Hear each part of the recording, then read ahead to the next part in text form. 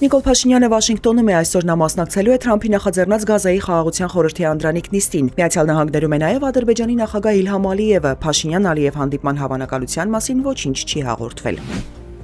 Հայաստանի իշխանությունների ցանկությունը փոխարինել Ռուսաստանին երկրի երկաթուղիների կառավարման գործում չմշակված լուծում է։ Կառուցված համակարգը դրանից հետո կարող է մեկ գիշերում փլուզվել, հայտարարել է Ռուսաստանի անվտանգության խորհրդի քարտուղար Սերգեյ Շոյգուն։ Նա հավելել է, դժվար թե որևէ այլ ընկերություն կարողանա լիարժեք փոխարինել ռուսական երկաթուղային փոխադրողին, որի աշխատանքը Շոյգուն արդյունավետ է գնահատել։ Հայկական երկաթուղին ռուսական կողմին կոնցեսիոն կառավարման է հանձնվել 2008 թվականին 30 տարով եւս 10 տարի ավելացնելու հնարավորությամբ։ Նիկոլ Փաշինյանն ավելի վաղ ասել էր, որ երկաթուղու մասին իր պատկերացումն է, որ Հայաստանի եւ Ռուսաստանի հետ բարեկամ որևէ երկիր գնի Ռուսաստանից կառավարման իրավունքը։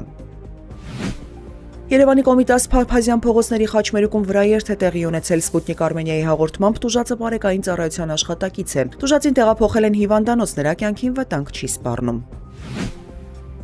Երևանում Աչափնյակ վարչական շրջանում 3 տեղի ունեցած կրակոցների դեպքի առթիվ քրեական վարույթ է նախաձեռնվել, հայտնում է քննչական կոմիտեն։ Վարույթը հարուցվել է մասնավորապես սպանության փորձի, խուլիգանության, հրազենի, ապօրինի շրջանառության հատկանիշներով։ Հիշեցնենք, տեղի ունեցած վիճաբանության ժամանակ կրակոցներ են հնչել, վիրավորումով հիվանդանոց տեղափոխվածներից մեկը մահացել է։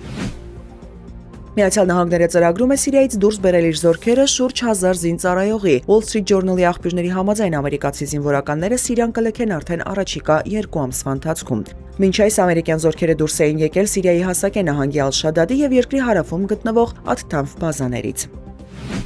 Հայաստանի տարածքում ավտոճանապարհները հիմնականում անցանելի են, Վարդանյաց լեռնանցքը դժվար անցանելի է կցորդիչով տրանսպորտային միջոցների համար, հաղորդում է փրկարար ծառայությունը։ Ռուս-վրացական սահմանի վերին Լարս անցակետ տանող Ստեփած-Մինդալ-Լարս ճանապարհը փակ է բոլոր տեսակի տրանսպորտային միջոցների համար։